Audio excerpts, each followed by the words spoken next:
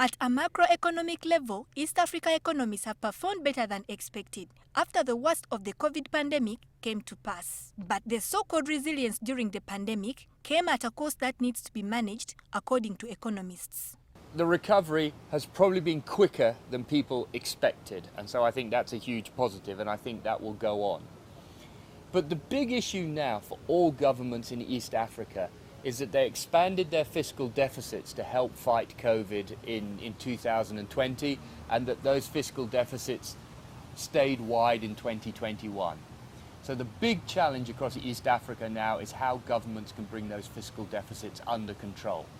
Because if they don't bring those fiscal deficits under control, there's going to be issues about debt levels, and there's going to be issues that those fiscal deficits could potentially spill over into currency weakness. The story of economic recovery is now being complicated by the cost of fuel and other external factors. But particularly for fuel, the worst in terms of prices could have passed. Uganda's petrol price, if I drive around Kampala, is currently, for unleaded petrol, is about 5,000 shillings a litre, pretty much, right?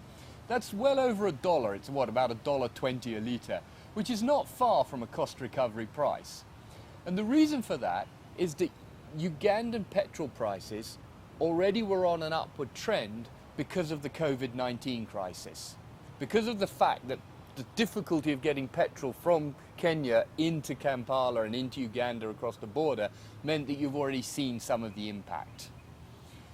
The other point we make is you can also see the headlines today about the oil price that shows you new production, the US government releasing some of its strategic reserve potentially, right? Which means that we think oil prices will peak around here and then start to ease off over the course of this year, right? So yes, petrol prices could still go up further in Uganda, but they won't go up hugely.